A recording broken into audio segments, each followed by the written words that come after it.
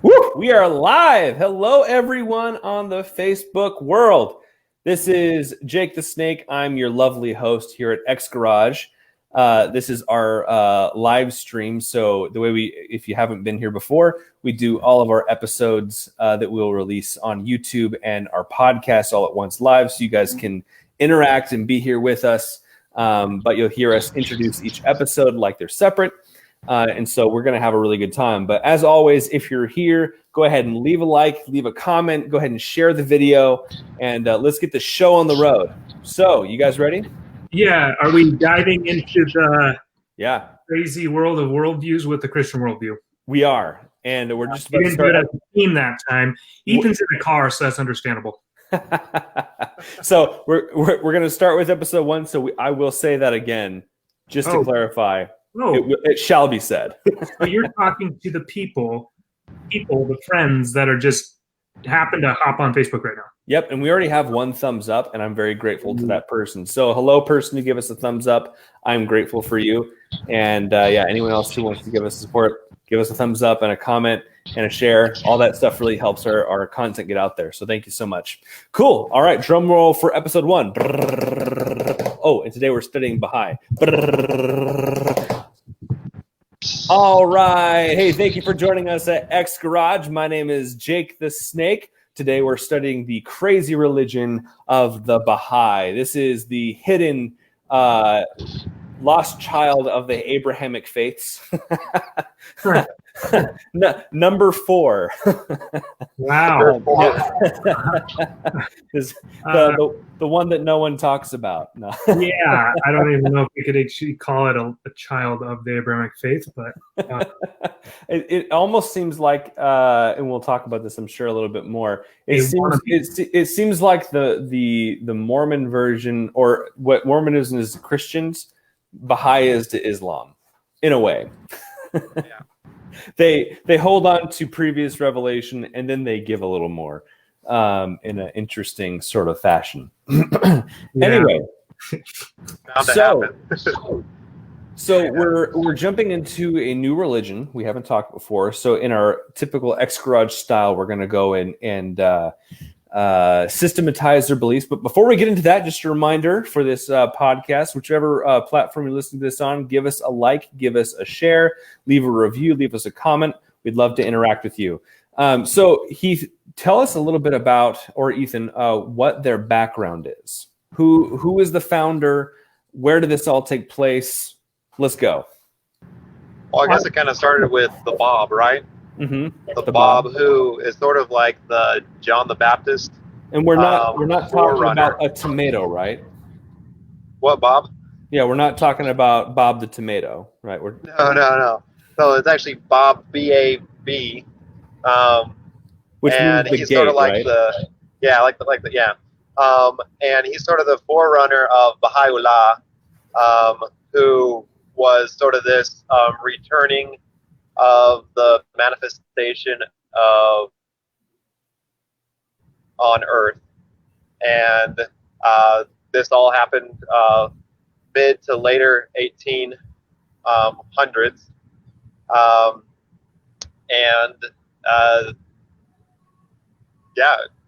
You have anything more to add to that, Heath? I know there's some more technicalities. No, yeah. There's I was just going to point out, to continue what you're saying.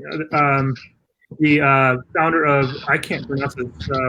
I didn't take time to go through the Arabic, but the Shaykhism, Sheikh Ahmad. He looked forward to an eschatological figure known as the Mahdi. And again, my pronunciations are not going to be quite right. Yeah. Okay. And he would be a ruler who would establish righteousness. And then so what ended up happening is that individual didn't show up for Shaykhi. What? Sheikh, I think it's Sheikh. Sheikha. So what we're finding is we should practice our pronunciations before we go live, I think is what we're finding. No, they can already do so many languages. I'm doing Latin this 2 months now, and I just don't have time for this. Okay. I actually think it's fun to just show that you don't have to have it all down, but you can know. You can you can just pronounce it as you can. As my teacher once said, just sound it out, Heath. It doesn't work clearly. So with that said, there's this individual, Ahmad, and looking forward to this figure. He didn't show up, and so there was another guy that showed up, Rashti, and then from that figure, one of his followers, Mullah Hassani, again, go ahead. No, keep going. That's good. Yeah, he would search out the figure who would end up being the Bob or the Babe or whatever, Bob. And it means gate in Aramaic. This individual would be the gate that would lead, as John the Baptist, to Jesus. This individual would lead to the Baha'u'llah, which is what you would mention. So those are the finer points with messing up all their names, but the whole idea is there's been this succession of this long-awaited one who would be a manifestation of God, and that was the Baha'u'llah. The Baha'u'llah, yeah. So it seems like they have this idea, this continuity of prophets, that they all have a similar function with relating to God, and that they are a kind of manifestation of the divine. So in the same way that Moses was a representation of the divine and a prophet, Jesus was in the same tradition. So is Muhammad. You could even go as far as to say that the Buddha was giving a kind of revelation that was a part of this same grand tradition. That the Bab was really just another representation, they have kind of a same idea of progressive revelation, but it goes a bit further than what a Christian might say. They're very dispensational. Let's just say that. Everything I was reading of them, they're very much dispensational. Yeah. How so? Can you elaborate on that? What's that? How so did you see them as dispensational? If you can elaborate. I didn't catch that. But elaborate. So they're very dispensational in the fact that they believe that basically each one of these people reveal a different dispensation of understanding God. So say Moses was one of the first dispensations, and then we have Jesus is another dispensation. Muhammad is a different dispensation, and then we have finally the Baha'u'llah, who was the final revealing of our present dispensation, which uniquely enough they actually say is the ultimate truth or whatever, forward and backwards to define all of it is this Baha'u'llah. Of course we do, yeah. So we're just jumping into Revelation. So I just want to clarify in background. They didn't. They came out of Islamic roots, but this Islam would not even affiliate with this. Not even a little. Yeah. Didn't even recognize this as, I'm assuming, anything remotely close to their faith. But so their background is out of that stream. They became something wholly, totally different. Are you completely they're just the spirit of the age of the mid 18th century, late 18th or 19th, excuse me. Yeah. But with going back to what we're talking about with Revelation, it is that dispensation is a good way to put it, but not to confuse with the evangelical use of dispensationalism. They definitely see history as a progress of Revelation, and I think they're actually using a Hegelian framework, which would make sense because at this time you have Ralph Waldo Emerson writing, saying the same stuff, universalistic, also having that history is moving toward a certain goal, and that you get to know God through nature and all these things. You see the same stuff with their views of Revelation. The same thing with people who used Hegel's approach to the historical unfolding of knowledge as history moves forward. That's the same stuff going on with Baha'u'llah. He's not doing anything new in terms of what he's saying about revelation that the other philosophers of his time were not saying. So I think he's meshing his Islamic background and worldview with contemporary philosophy and other world thinkers of the time. I just went straight into critique. It was just, you know. No, that's fine. He seems like a very interesting figure, and because he's not quite within living memory, but there's enough record of him even externally that seems like they're Western people bumping into him to keep him record about what their experience was of him. At least in how, listening to how you say his name, Rainn Wilson, the guy that plays Dwight on The Office, is a big advocate of the Baha'i faith. He'll read excerpts of people's experience with him, like in various journals, saying that he did have this kind of larger than life kind of presence that people saw as maybe really humble, but also at the same time authoritative. Something that you probably, if you weren't stuck to divine revelation as a Christian, he has something to be desired in terms of a spiritual guide, even though he would say he's deceived. He does sound like he has that kind of personality that would draw people to himself. Yeah. What's interesting too is his message is, again, it was produced at the time. I think people would buy it because it was really suited to the spirit of the age, if you will, the zeitgeist. And with one of the quotes from their site says, God chose Baha'u'llah. Is it, Ethan, you're 100% sure it's Baha'u'llah or is it Baha'u'llah? Baha'u'llah. Yeah, I'm pretty sure. I mean, is it Baha? Yeah, Baha'u'llah. Yeah. Oh, Baha'i. Okay. I heard I did look up that pronunciation, but I thought it was Baha, but I'll go with Baha'i. Baha'u'llah, so it says to deliver a new revelation to humanity was really what he did. And he did it in such a way, like you're saying, I think others were recognizing as this, it was meeting with the new interest in the world of philosophy and thought, and it was also connecting with some of the traditions that were embedded in his culture and his time. So I think a lot of people were probably fascinated with it.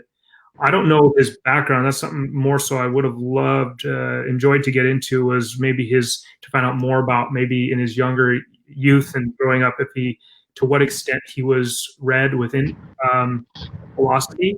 But reading some of the stuff on the site and some of those came after him, the other the children that succeeded him, is that how much the way they write, you can tell that they're reading philosophy of the day, just the language they use, the terms they use. And so I just found that really funny. Like you were talking about, Jake, when you mentioned Christianity in Mormonism, when you read the Book of Mormon, you just see a lot of the King James there. The same thing you note with the language of these spiritual revelatory individuals. They're writing in a way that they're just essentially borrowing a lot from what I would say they're borrowing and taking from a lot of people around them. But another quote I'll just give for Revelation is the big revelatory knowledge that it seems that they got was that the Baha'is believe that the critical need facing humanity is to find a unifying vision of the future of society and of the nature and purpose of life. Such a vision unfolds in the writings of Baha'u'llah, which again, that's total Hegelian use in political spheres, like critical theory, actually, which I was looking at. Just fascinating that I just studied critical theory this week, and this is literally some of the same stuff. It seems like they actually connect to quite a bit. I mean, at least in terms of their political leanings, they seem very similar to Unitarians. or universal, which goes back to Emerson, identical. And Emerson was born just a few years ahead of the Baha'i. And Emerson was very impactful in his time, writing on these same concepts. Which so much reminds me, I don't know about you guys, but it reminds me of Ephesians 2. I'm going to pull that up. You can go ahead and share anything if something's on your guys' minds. The thing that's on my mind is I learn about them is there seems to be this complete okayness with contradictory revelation. Yeah. At least in terms of when you listen to Islamic scholars, even they have this desire for revelational continuity, because I think they realize the philosophical importance of, if God is revealing something, there needs to be a philosophical continuity between revelation. And that's important just in general for the intelligibility of life, that God is able to communicate something to his creation. But with this kind of religion, because they don't, it is kind of progressive in the sense that all different prophets through all walks of life are adding something to the divine conversation, and there's revelation from God, but it doesn't need to be consistent all the way through, because that'll get worked out in the end, is my sense about it. I haven't heard anybody say that explicitly, but they don't seem to have an issue talking about contradictory revelation, because I don't know if Ethan noticed it, but as I was reading all the sacred writings off their website, is that they don't really even mention that in terms of like the conflicting views within. I did come up within different prophets of the past, like Jesus and Muhammad taught different things completely in terms of the person of Christ himself. Mm-hmm. To find himself absolutely different than what Muhammad carried on. But all those points of whether they're in conflict or in actual contradiction on some theological points, which many are, their sight just kind of washes over as what I get was a sense of, as humans, as God reveals more of himself through these divine messengers, manifestations of God, they're only able to take in so much because we are so finite and so small in scope, which again is part of their Islamic thought. It's just this huge emphasis on the finitude of man, which is true. And God is infinite, wholly other, spaceless, timeless being, not subject to the categories of creation, etc. But there's this overemphasis on it, such that is their way to justify how God, being perfect, reveals to man in suited to our capacities, and over time he's revealing more and more and more, so that if there's anything that wasn't quite right in the earlier revelation, that was not on God's part, but on man's finitude and our inability to take in all the revelation, if you will. It's like Rainn Wilson is a very skilled teacher for his faith, and I appreciate the way he's clear about the things that he thinks. And one of the examples he gives is he likens every religion to a physician. I think this is something in the religion, a description in the religion itself, but every religion is basically a prophet comes like a doctor and prescribes medicine for a particular ailment. Yeah, so not in every context. Yep. Yeah, in that cultural context, in that time, such that perhaps that revelation is perfectly suited to that context, but you cannot take that outside of its context and then apply it to now, which of course is contradictory to biblical revelation. But that's what they have to do to kind of hold on to a slippery grasp onto any kind of comprehensible revelational understanding of life. Yeah, and what I understand from reading about their revelation is they actually take the whole Quran as authoritative.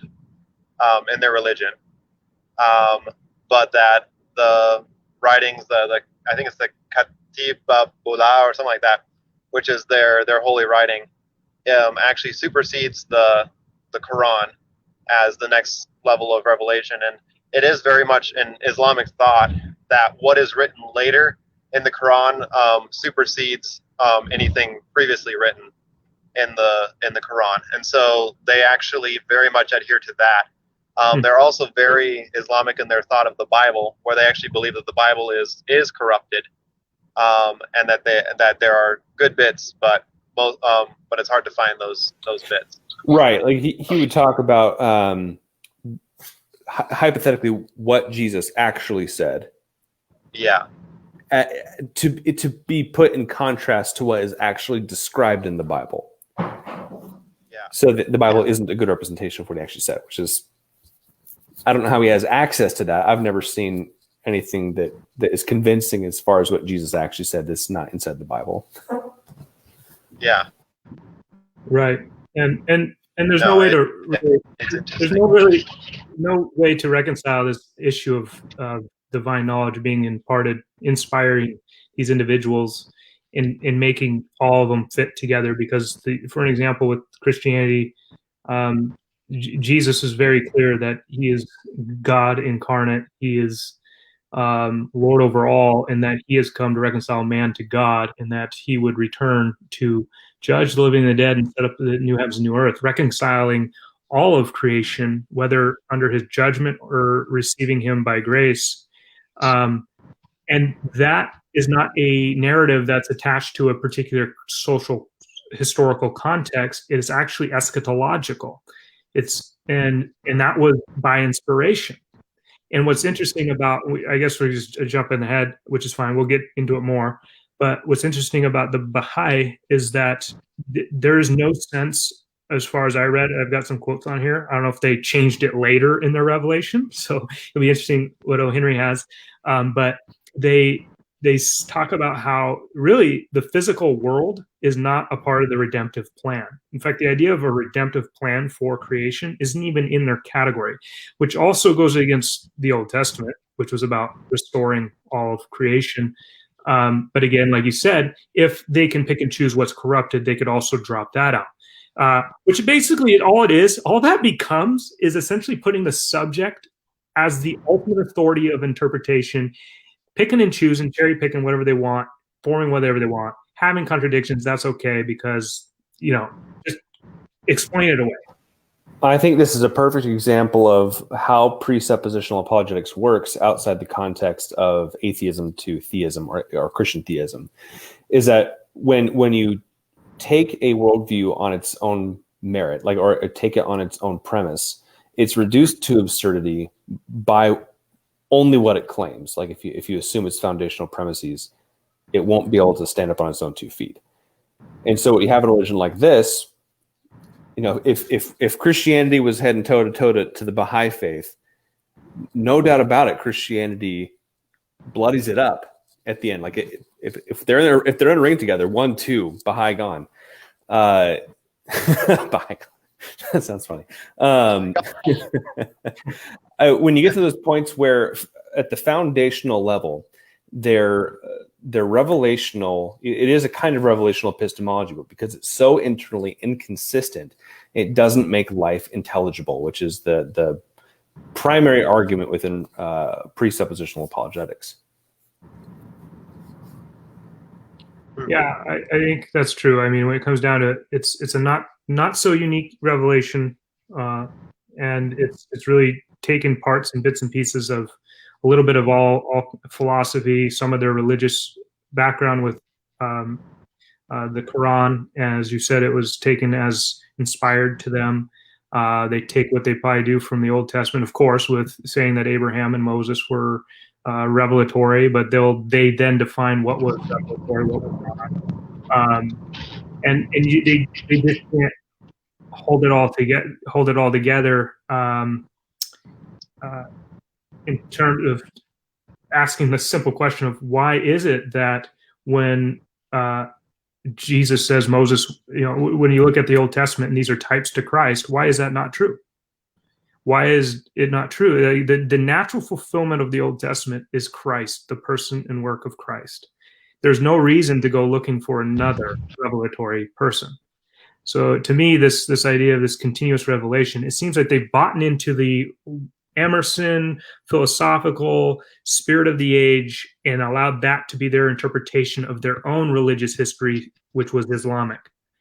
That's how I personally interpret them, as changing their hermeneutic based on the philosophies of their day, which was huge at that time. That this idea of history unfolding and truth becoming over time, you see that as really the epitome of their religious faith in terms of even creating a society that is one.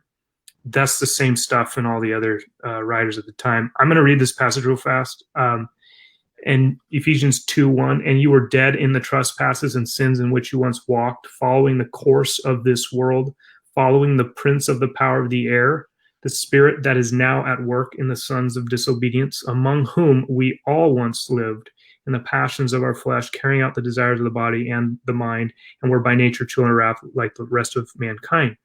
And of course, it goes on with the redemptive aspect, but contrastive, God being rich in mercy, because of his great love with which he loved us, even when we were dead in our trespasses, made us alive together with Christ. By grace you've been saved. But the idea that it's sad, I think this revelation speaks for itself. It's following the course of the world. That's my assessment. I don't know what your guys, I don't know what your guys' assessment is on Revelation. Yep. I think it's dead on. Yeah. Yeah. No, it's, yeah, as far as assessment on their revelation, yeah. It sounded like when I'm reading their book or listening to their book, it was just an introduction of a bunch more laws to follow and ideas of things to do. Like they actually, they do require prayer. It was interesting because at one point in the book, it required them to pray once a day between noon and 6 o'clock or something like that. And then there's another part where it says you're supposed to pray 3 times a day. But then that they had decreased it to 1. It is interesting, their language. And then you're supposed to wash once a week, completely in water that has not been used by anybody else, that had not touched the air, or something like that. Well, This is great. I can get behind. These are details. I remember you shared that link of that girl's testimony, and one of the things that she really mentioned was how it was, as she got into it, she liked initially, again going back to the idea that it initially sounds great, it's world uniting, it's all this, but when you get into it, you find out that it has so many requirements to it for you to actually become that, participate in that divinity and that life that we have. It's all about prayer, and cleansing and. I didn't get to go into the list, but I bet you're right. It's just law upon law upon law. Yeah. Like there's even one point where it says if you even doubt in your mind for 1 second that this is the truth, then you have transgressed and you will need to be cleansed and brought back into the faith. So basically it's almost Arminian in thought at that point, extreme Arminian, where there's no assurance of, your assurance of salvation can be lost at any moment, right? At any transgression. Which that's getting into something else, but grace no longer means grace. Yeah. Cool. Well, let's wrap up this episode and get on to the next stuff. So thank you so much, guys, for joining with us today. Again, feel free to give us a like, leave us a comment, go ahead and share the episode, and we will see you around X Garage. All righty. Cool. So that's a pause for the Facebook people. Hope you guys are doing all right still. And give us a wave or whatever. But let's get on to episode numero dos. Yeah, I might switch to my computer here pretty quick. I just got home. Okay. So, right on. We can let Ethan do his thing, and we can give the people here some Jake and Heath time or something like that. Yeah, we'll put on a real show. Cool. I'm gonna take a glass of water just because Yeah, do. I don't think we got any audience right now. Oh, Henry's putting on the show. Look at him. We can watch him walk down. Whoa. I'm gonna go get some more water too. You That stay sounds there. good. I'll entertain people with my my clip. Yeah, please. I'm gonna make some music. Mm-hmm. Oh yeah. Oh yeah. Clip music. Just a little clip of music. Just a little clip of music. Clip of music. Clip. Alrighty. That was boring. Cool. Hey, Heath is back. What did I miss? I was playing some clip music. Oh, good. Just a clip of music. Yeah. You were going to do that. Small clip. Cool. All right. Yeah. So yeah, go ahead. What? So what's what? What is what? I guess I can drop out here and I'll be right back. Cool. Okay. Sounds good. Yeah, you've been playing a little bit on the guitar there, Jake, I see this week. Yeah, a little bit. Tiny bit. Need to get back into it. So yeah, for our viewers, Jake the Snake knows how to play a little guitar. Not like a little guitar. Well, you do play tiny guitars probably pretty well, like a ukulele, but you also play by little, I mean the opposite, a lot of guitar. I used to play a lot more. I need to figure out how to get more into my schedule. Yeah, that's a tough thing. The schedule doesn't really. Yeah, the time to fit things in. Time indeed. Time, space, time. Cool. So our next episode, we're going to be talking person of God, anthropology, and hamartiology. Yeah. Yes. I'm excited. About. Did you say theology proper? Yep. Yeah, anthropology and hamartiology. I'm excited about. They're very simple. I didn't spend a whole lot of time on them, but I don't think there's much to it. But I look forward to seeing what Ethan has gathered. Cool. Actually, while he's coming on, I'm going to leave you alone for a second. So entertain our non-existent guests. Yeah, I'll start reading from my theological dictionary here. Right on. Do it. Yeah. Let's see here. What do we got?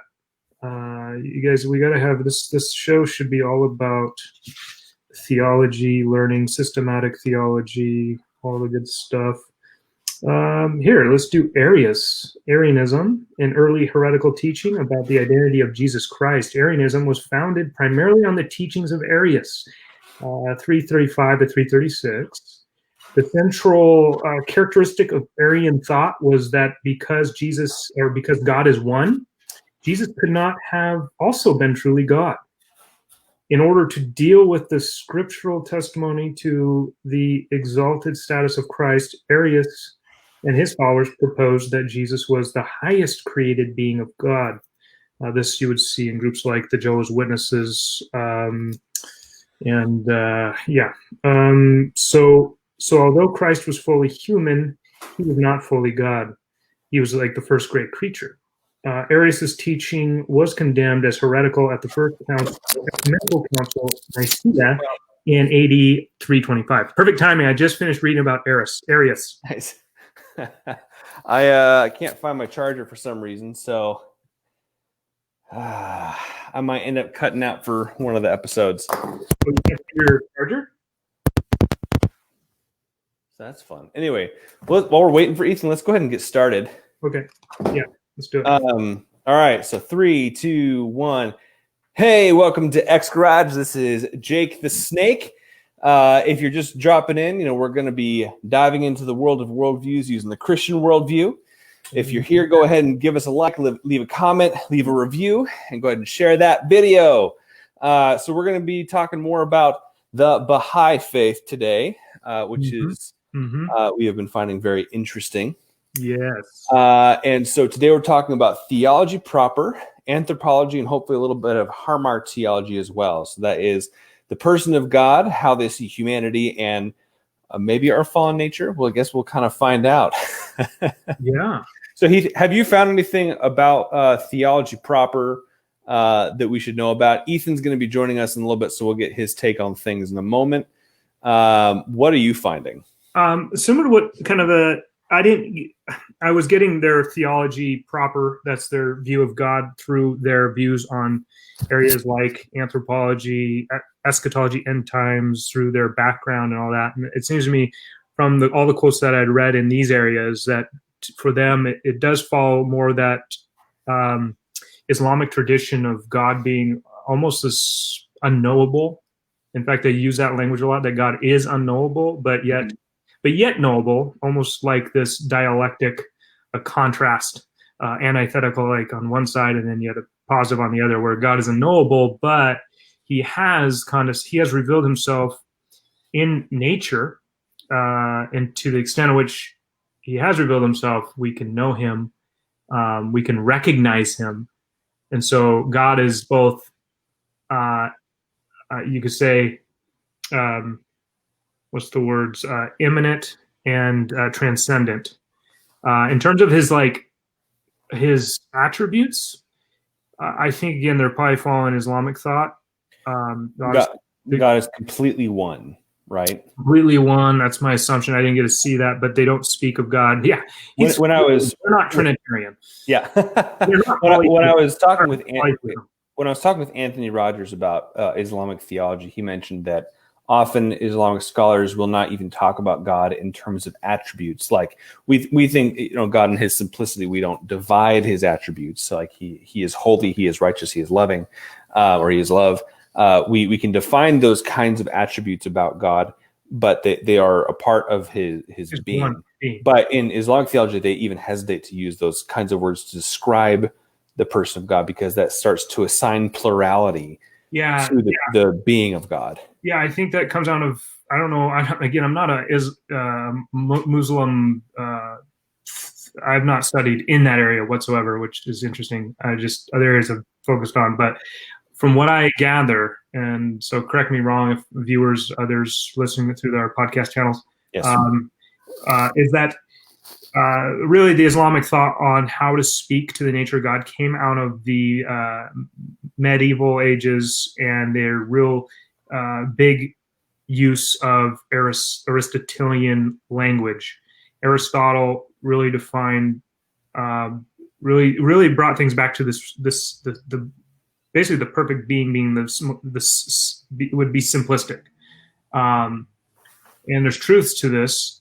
It's not being made of parts and etc. So they're really bound by this Aristotelian thought, and I think again, to an extent, a lot of it does make sense, but according to finite human logic, if we put God in a little bit of a box, I think that's great. But I think again, they're trying to say God is unknowable, yet they know him enough not to have a hard time speaking to his attributes. I don't know.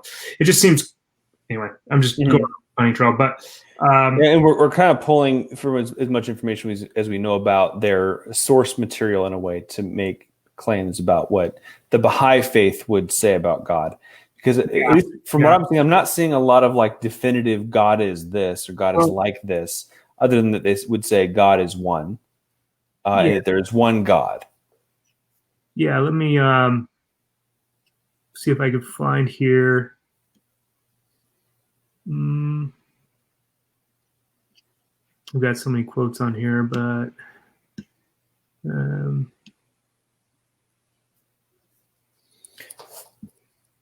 anyway, so we're talking about the theology proper. Is there anything else that we should know about God other than the fact that he is one, and he does reveal things, whether it's through nature? On the website they talk about God revealing himself through nature. So the sun gives us light, and therefore God gives us light. So we can kind of have a natural theology they would have, which seems a little more maybe poetic than I would take it. Yeah, well, they're very big on God's revealing of himself through creation, which is absolutely strange to me that they have this view that really the way of salvation, temporal salvation, is recognizing God in and all through things. Apparently, according to them, I didn't see a quote from them, but I would assume that God created. And And yet, and the end goal, it's not about redeeming the material universe. It's actually about leaving it behind as our spirits go upward and onward in the divine attributes, or in this divine growth, if they don't like to use the word attributes. They do use different attributes when they describe God. They'll call him the love of God. They'll say things like faithfulness. And so whether or not they don't want to use attributes, they're necessarily brought to attributes. And again, this is kind of reminding me of Universalist Unitarians. Is we're talking about the way that God approaches revelation. Is that he'll prescribe or he'll send someone that is a revelation of himself, and that person will prescribe a medicine. That's the revelation they bring. But the way they talked about this seemed very much like open theism, and that God doesn't necessarily know what the future will be. He's not omniscient in that sense, but he's reactionary to the events that are happening around him. I haven't seen that said explicitly. I think they would claim his omniscience, but the way that they talk about it makes it seem more like an open theism. Yeah, I think one of the main terms they'll probably use to describe God, and this is off the research on their website, is infinite, the infinite one. And so in terms of anything that's good and holy, other and virtuous, God is infinite of that, insurpassable. Of course, I mean, if we're going to define the greatest conceivable being, he's infinitely good. He's infinitely perfect. He's proper in all his conduct, if you will. He's a being but that's the thing. We as Christians can say that God is personal. That this view really is, you see in their theology, that God is not personal, and such that he condescends and redeems us through the cross, and washes our feet in the person of Christ. But yeah, it's this otherness is completely a part of their thought on deity. Maybe we can move into anthropology, and then when Ethan gets back, we can ask him about his thoughts on theology. Yeah. So what is the state of the human Heath with regard to this religion? What do you find out? So I think they're pretty straightforward in this area, that we're spiritual, physical beings. We're die cut. Maybe some of them are tri-cut. I don't know. But they just have this duality. It's a very dualistic system from like flesh and soul. Yeah, flesh and soul. The emphasis is on the uniqueness of the human soul in terms of rationality. Again, playing back on Aristotelian thought and Greek thought of the time where Islam had really brought about a lot of its theology. As far as I know, I'm not an Islamic scholar, but it seems to be that's where they got their views from. Was the medieval age, a lot of their theological growth. And I see that here with the Baha'i faith, is that the emphasis is on the soul, rationality, through which humanity may heighten themselves in their diverse gifts. So they see arts, sciences, productivity, technological advancement. All these things are only going to get better and better as we advance as humans, again, through this evolutionary philosophical movement. Again, it's Hegelian. I got to give him it did seem kind of Hegelian at that front. Yeah, I got to humanity is going to keep on progressing. There might be a thesis and an antithesis, and then we'll keep on progressing in terms of ideas or how we interact with the world, our technology. So in that sense, when he's talking about a prophet, he's coming to correct some ailment. Yep. And then some other time it might be somewhat contradictory, but a different prophet will come and then correct it this way, such that right now the big problems that they feel like they're correcting right now might have to do with transgenderism, and they're taking more of a liberal lean on that, or liberal takes on sexuality and gender and all that stuff. Which goes to the point that they actually are a religion of the day. I noticed that even today. So they wouldn't have held that view back in the day, but they're just going with the spirit of the age, Ephesians 2. They're following the spirit of the power, the prince of the power of the air, moving to whatever ethics seems to be the new thing. And you'll note that a lot of these ethics are always contra to Christ and his word. Or there'll be just distortions of it. Maybe that's a better way to put it. There'll be truth in there, bits of truth, but they'll be distorted such that, for example, male-female are created in God's image and good and made to be one. And early on in their theology with the Baha'u'llah, that was the thought. Now that we have transgenderism and all these other things on the front of political, trying to bring about a society that's united and no one's being oppressed, they're also seeing this as part of divine revelation, that we need to not oppress these groups to bring about this global peace, which, like we were saying, it's a use of critical theory, it's a use of Hegel.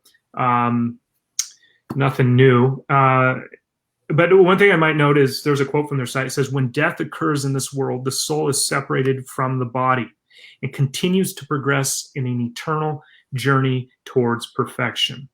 Okay. So there's kind of a similar thing to maybe Mormonism, where there's this eternal progression kind of theory going on. Mm-hmm. So that even when you get into the eternal state, you're still a learning, growing kind of human being, but like, which I don't in itself have an issue with. Like, it's fine that we're growing, but like in the sense that maybe you're growing in perfection seems to like be a, maybe that's part of the issue. Is like it's very anthrocentric. Yeah, it's very much centered around the humanity. Is the object of everything. The glory of God, as I was reading through their authoritative writings on their site, the glory of God is not central to their thought. It's about us obtaining more of what is glorious in us and in our, so in a temporary sense for today. And then when our bodies pass, we continue to grow in these perfections. It's very man-centric, like you said. It's not. Yeah. It's not Christological like the Christian faith, and as God's word says, where we are, as image bearers grow in Christ likeness, we glorifies our Creator. That language is not up in their vocabulary whatsoever. Right. I think I'm being fair there. So, but what's interesting is they really do follow Hindu thought on this. Like, Hindu thought was obviously before the Baha'i, and so they're taking again those teachings, whichever ones they want or see that is really going to be to. Which I'm curious to see. Oh, Ethan just jumped off. He was on for a second. He jumped off. I'm curious to see what is there a way to really follow their streams of influence, because I think geographically they are closer to India. Shoot, what country was it again? Yeah. Pakistan. Hey, Ethan. Ethan's here again. Where did the Baha'i faith start? Oh, Ethan's getting on. I'm gonna Google it while he's still looking. There's a few locations with those earlier guys. There's like 4 guys there in that stream. In our stream? No, in the you're talking about finding the actual locale. It's Iran. Yeah, but I mean, there was. I don't know if. Yeah, I want to look at it because I think there's a few locations where these individuals were, these earlier guys we mentioned in background. Yep, for sure.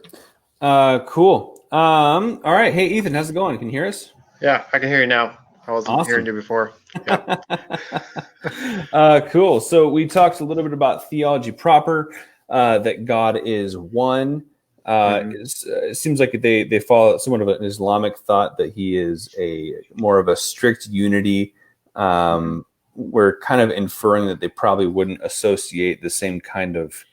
Maybe they would. I hope if a Baha'i hears, they would correct us. But I'm guessing if they're being consistent, they wouldn't associate things like God being loving or God being eternal, because that's associating partners in a sense. If they're being maybe Islamic and philosophical about it, but I don't know that to be a fact. Well, I think they do use I do have a quote. It actually says God's love. Okay. So they do, but the thing is, it's not like God meeting with us in his love, but us recognizing the love of God through the order of creation, our own relationships as we love one another, these types of things. We are recognizing God's being virtue, perfections, whatever terms they use. Again, they have to fall back and say attributes. If they're trying not to, they have to, because they end up saying things like faithfulness, love, bringing even justice, which is, in God, if God is simple, these are just ways in which finite creatures use particular categories to explain the fullness of who God is, which isn't divided. There shouldn't be an issue for any theologian to do that, but that just shows I think the inconsistencies of the Islamic faith. I'll stop. I don't study Islam. We'll get to Islam later. I would say if they do have a struggle with talking about his attributes and his simplicity, there's no problem with that. Yep. Cool. I just found my chart. It was right in front of me. Now I have a lot more time to talk about this. So, Ethan, anything to add to his nature that you picked up when reading their holy writings, sacred? Well, as far as like the nature of God, yeah. Not really. Like they don't. That was the unique thing about the holy writings, is that it didn't address God as much as it just sort of laid out precepts to follow. It was more like poetry with a little bit of proverbial, like proverb sort of feel to it, like their writing, and so they didn't really mention God an awful lot. Besides that, like, this is what will please God, or this reflects who God is. The idea of cleanliness. They're very, very much into cleanliness, like to the point where like they're like, don't plunge your hand into food. Don't eat with your hands. If there is a spot of anything on your clothes, that is a no. Things like that. So a lot of times I feel like that was like the reflection of God. Faithfulness and patience was a big thing, especially during their whole. They have this big thing about marriage, about how marriage works, and a lot of that was like, and this reflects the will of Baha'u'llah, who is of course their manifestation of the revelation of God. And so as far as like that's sort of their idea of God that I got from them. This sort of syncretistic, over mind, loving, faithful person. Awesome. I am really curious to get a little bit more into the hamartiology. So let's spend a little time there. I want to know, what do they think about sin? What do they think about the human state in relation with God, and why things are the way they are? So what I'll do is give a brief overview, and I want to hear Ethan on this. And Ethan, we finished anthropology, just talking about how they see us as spiritual, physical beings, but ultimately spiritual, the rational soul is the emphasis, and that ultimately the rational soul will leave the body and continue toward perfections. Yeah. But with hamartiology, what I noted with, again, from their site, anyone could go on there. They're actually, what's wonderful about this group is they post a lot of their, if not all their authoritative writings on their site, find it in their library. So it's not hidden away like some of the cultic. Yes. Yeah. They're not hidden, which is great. So we thank our Baha'i friends for that, or neighbors, image bearers. But here's a quote: "We are able to reflect divine attributes." Oh, there we go.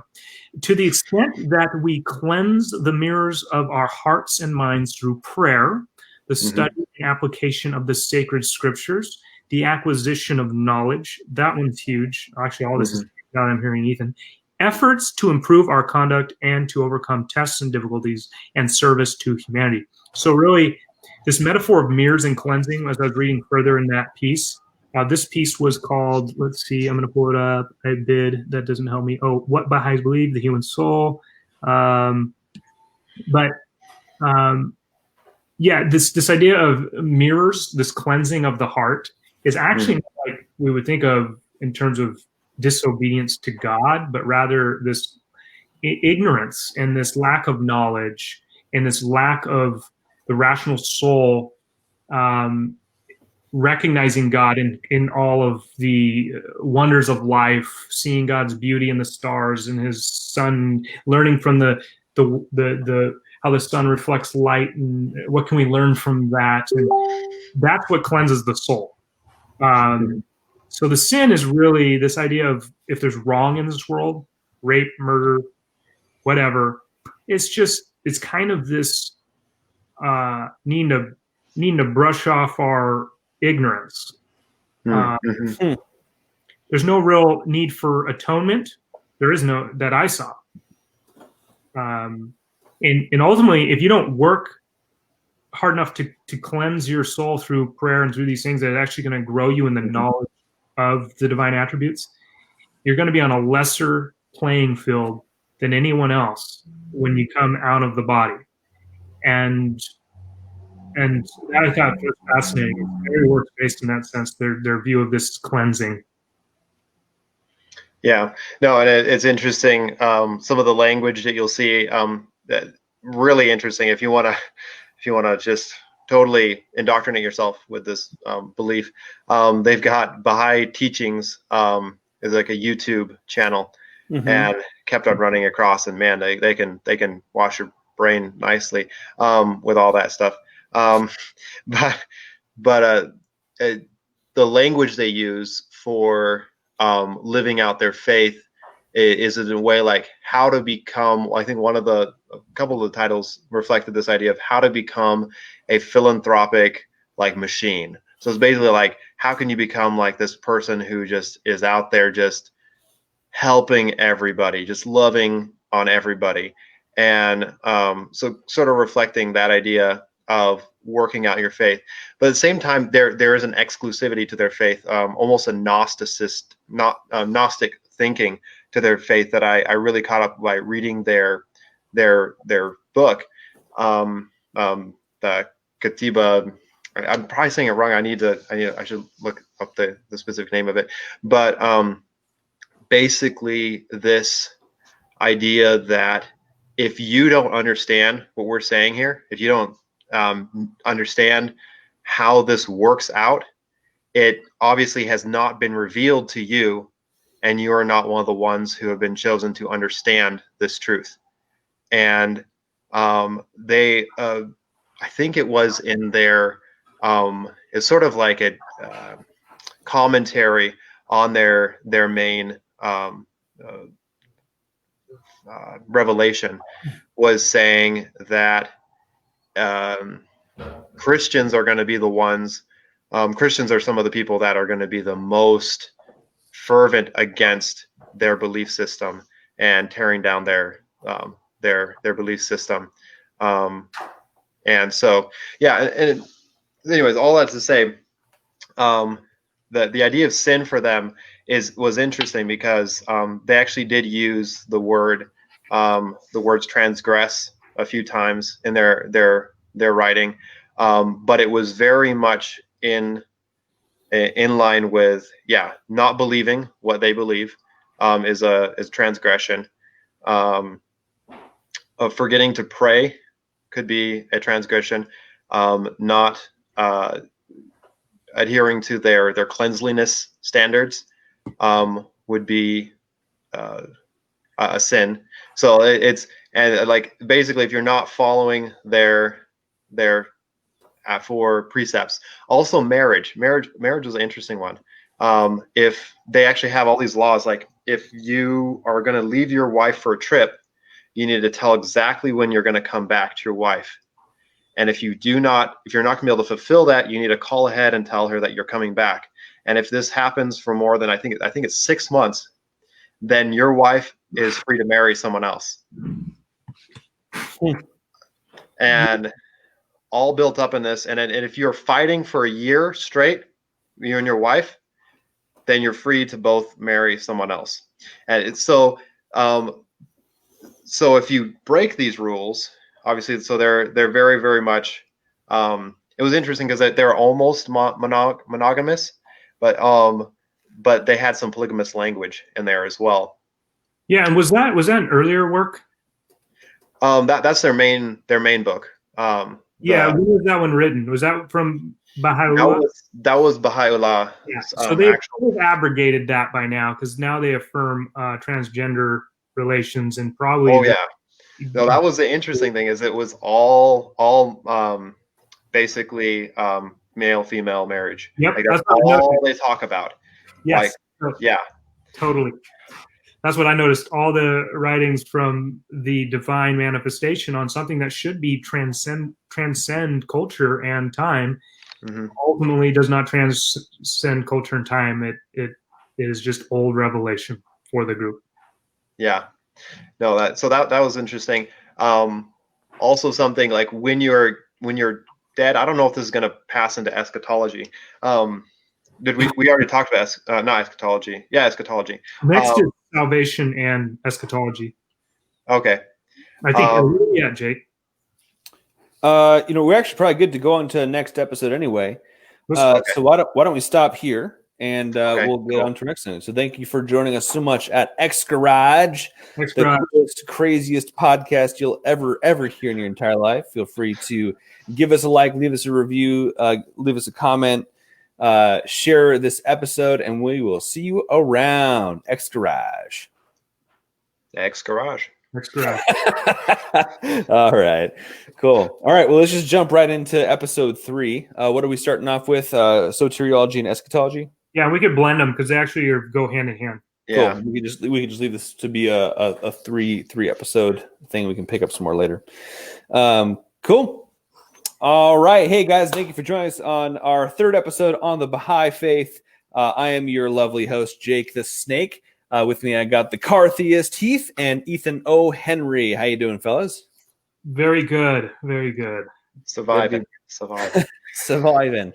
Hey, thank you so much for joining us today. Feel free to give us a like, comment, subscribe, all those things. Share this video across the YouTubes, internets, wherever you young people do these things these days. So we're talking about the Baha'i faith, and we're going to jump into soteriology, their thoughts on salvation, and their eschatology, thoughts on the end times. So Heath, take us away. What is a snapshot, an overview of their soteriology?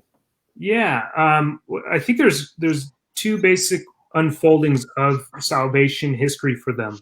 Again, they have a very progressive view of God through divine messengers or through these manifestations of God, revealing more to humanity about what life's about, where we're going. And the big thing is they've kind of got this temporal view of salvation and an eternal view of salvation. The best that I'm understanding them is that the Baha'i soteriology is really predicated on the idea of a progressive unfolding of knowledge concerning divinity and social, spiritual plans for humanity. So salvation is really this overcoming division temporally in this world, particularly through overcoming racism, nationalistic ideology, things that we see today, and entering a global community, this one spirituality which is defined by the Baha'i, which Ethan did well to note. There's rules and regulations which actually makes them exclusive, although they claim this unity.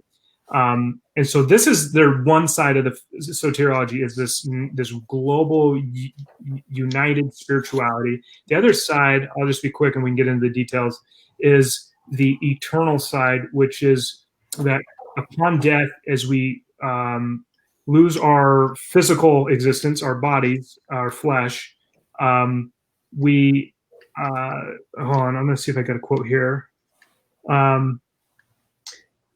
We basically go on into just the spiritual realm of things and actually see our spirits as almost boundless, like God's being, that we just grow in this infinite attributes of God, and we continue on. And that is ultimate salvation, is that through good works, good deeds, when we leave the body, we would be at a higher plane of enjoying the bliss of divinity. So the less good and the less you recognize God in this life, it'll be as a dim shadow compared when you go on into the spiritual realm. Everyone's going to go on to the spiritual realm. But if you don't live according to the Baha'i faith and understanding, you're going to be as if nothing compared to those who did in the eschatological glory to come. So the whole goal would be really salvation for them is not justification with God through our transgressions, with before one another, all that, as we know is true in Scripture. But it's really about humans just becoming all the more like divine. And if you don't do it according to the Baha'is now, it's going to affect your eternity, but you're not going to go to hell.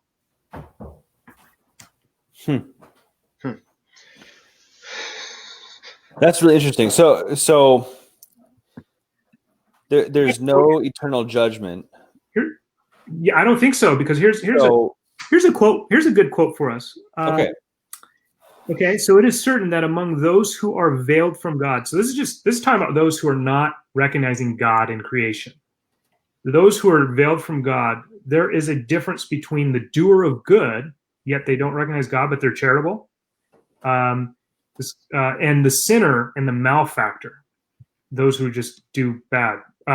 For the veiled soul who is endowed with good character and conduct merits the forgiveness of God, while the veiled sinner possessed of bad character and conduct will be deprived of the bounteous and bestowals of God. But then goes on. That sounds almost like there is a hell. Doesn't even say it though. But it says, I've got too many quotes here.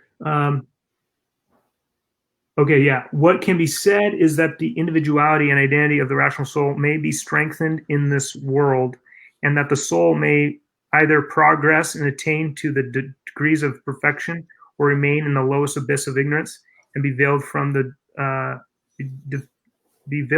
and deprived of beholding the signs of God. That's not it. Sorry. But still, you get the kind of the ideas there. Where's it at? Is it in eschatology? It's funny, like if they don't have a judgment of here it is. Go ahead. Sorry, go ahead. Sorry. Oh, sorry. We're just going to read off a bunch of quotes from the Baha'i for you. Good. Third quote. This is on the origin, powers, and conditions of man, written by Abdul Baha'i. I don't know. Entrance into the kingdom is through the love of God, through detachment, through sanctity and holiness, through truthfulness and purity, through steadfastness and faithfulness, and through self-sacrifice. It follows clearly from these explanations that man is immortal and everlasting. Those who believe in God, who cherish his love, who have attained certitude, enjoy that blessed life which we call the life eternal. But those who are veiled from God, though they be endowed with life, yet they live in darkness, and their life, in comparison with that of the believers, is non-existence. In other words, they still enjoy that life, eternal life. Again, the first clause is saying entrance into the kingdom through the love of God, but those who continue in darkness, their life, in comparison with those who are believers living the charity and living out the love of God, is as if non-existent. Their existence. So it's all about degrees. Mm-hmm. So maybe the judgment is in the degree of which they are able to enjoy the everlasting life. Is that kind of what you're getting? Not entirely, because I've seen quotes where it says there's still further. Here's another quote. After one dies, there's still hopes of degrees of perfection. It's almost like a kind of purgatory. It says the progress of the human spirit. Maybe I'm misreading this. I'm going to try to read it slowly. The progress of the human spirit in the divine world, after its connection with the physical body has been severed, is either purely through the grace and bounty of the Lord, or through the intercession and prayers of other human souls, or through the significant contributions and charitable deeds which are offered in its name. As the perfections, this is another quote, as the perfections of man are infinite, he can also advance in these perfections after his ascension from this world. So one is the progression of the human spirit in the divine world after its connection with the body is either, so in other words, the progress of our spirit after we've left the body can come through the grace of the Lord. It can come through intercession and prayers of other human souls. human souls here is kind of ambiguous. Is it talking about those who have passed already? Because the soul is the spirit, is the spiritual side. So is it like we pass out of our bodies and there's people praying for one another in this spiritual realm, and it's actually helping us grow in perfections? Or it's through significant contributions and charitable deeds which are offered in its name? I don't know if I lost the referent to its, but that last quote is very helpful, that the perfections of man are infinite, and he can also advance in these perfections after he's left the world. No, and I noticed that a lot in the reading. Their holy texts were it felt very Roman Catholic like in their understanding of like, well, you know, there's this little holding pit, or there's even almost this idea of indulgences, of giving money to, you know, what is it? The drop in the coffer springs the hole from the sound of the coin dropping in the coffer springs the hole from a soul from hell. Basically, there is this idea of this almost Catholic understanding of coming to salvation, or Weird. It seems like when you have a concept like that, it seems difficult that you would be able to really develop any kind of serious objective morality. You still have like the objective lawgiver in a sense, but it still kind of makes arbitrary, in a sense, your decision to transgress that law. Yeah, totally. Like Ethan mentioned earlier, and I had noticed in my readings of the Baha'i and the couple, the sons. I'm not sure if they're Baha'u'llah's children. There's two others that came after, and now we have the this house of justice. I forget what it's called, where the divine manifestation is continuing to reveal truth through the sons and the current house of this. I can go back to it, but so it's the house of justice. Yeah. And so with that said, like you said, Jake, there is no standard by which it's all subjective. At one point in history, a monogamous relationship in faithful covenant, male-female, is no longer a standard. Now, it's whatever you identify yourself as and whatever sexual orientation you claim is what's right. So what's next? Identity, human identity, is no longer a objective moral. It's not a fixed notion. So there is no, really, it's do whatever you will. It falls apart internally. Yep. Well, like you were saying with critical theory, it is the time of the judges. You know, everyone did what was right in their own eyes, and this religion gives merit to the idea that you are able to autonomously make your own choices and be religious about it.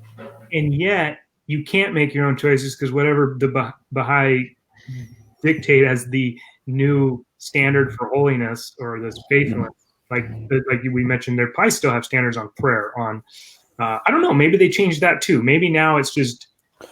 Is there?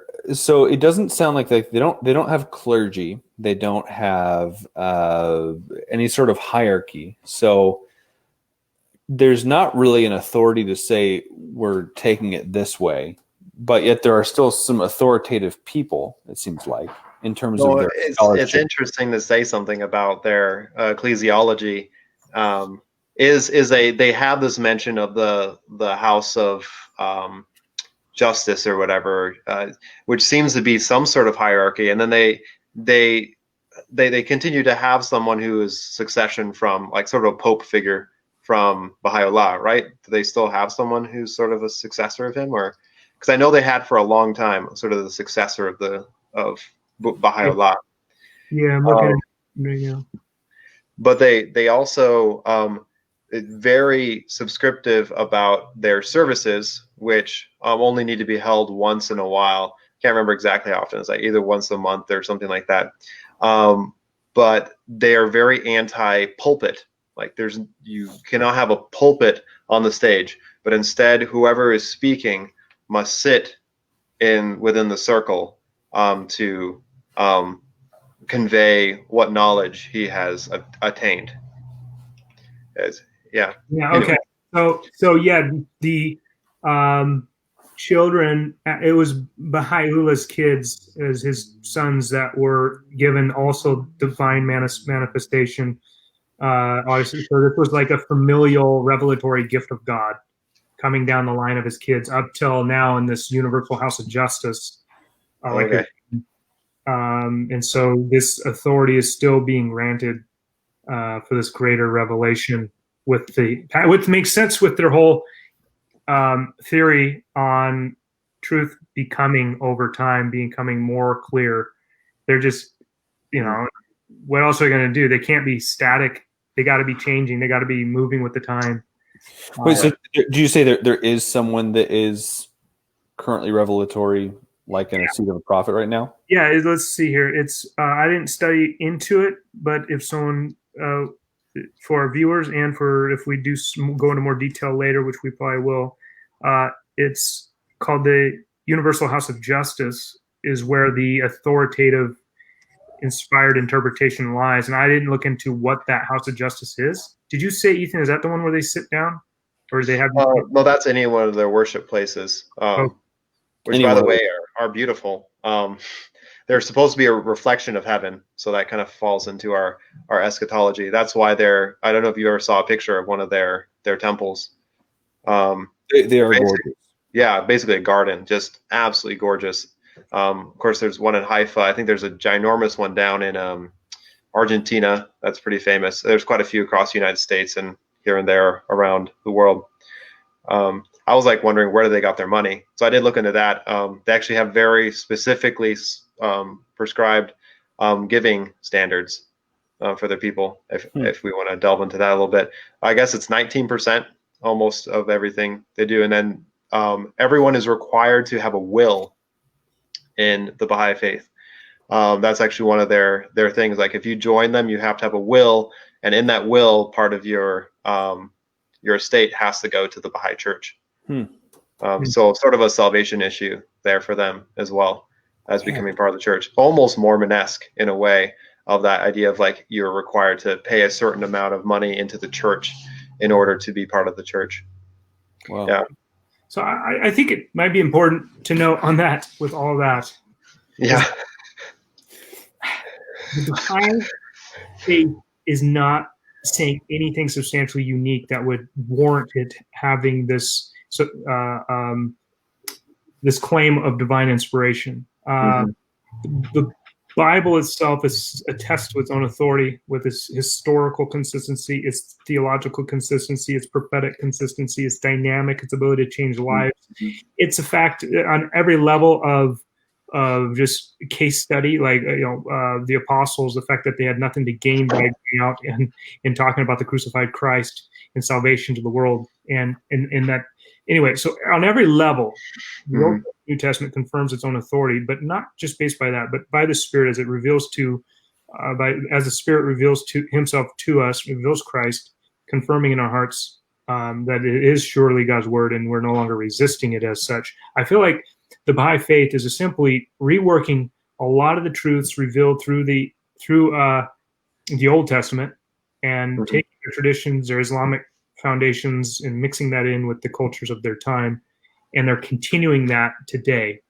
They're really, from a biblical position, if they read Scripture as it is, in its context, literally, the whole run of Scripture's narrative is about genuine restoration and liberty of all creation, starting with humanity's reconciliation with our Creator, and cosmic restoration through Christ's second coming, putting an end to evil, bringing about final judgment, a new creation, a healing and restoration of all that God created, which is good. And so, I think if my encouragement is for those Baha'is that have been listening, that I know in many spots we probably didn't get the nuances you would have liked, or maybe we missed something altogether. But the narrative of Scripture, not distorted or taken out of place, answers all those sentiments that the Baha'i faith claims to give to its tenets. Mm-hmm. Are there. Bible not only does it, but it does it perfectly, and also is entering into actually redeem society, and redeem hearts, which changes the world. Anything you guys want to add to it? No, I think it's a great place to end. Anything for you, Ethan? Yeah, no, I totally agree with that. Cool. Yeah. And just like we like to say, like, and I want to add one more thing. Yeah. Okay.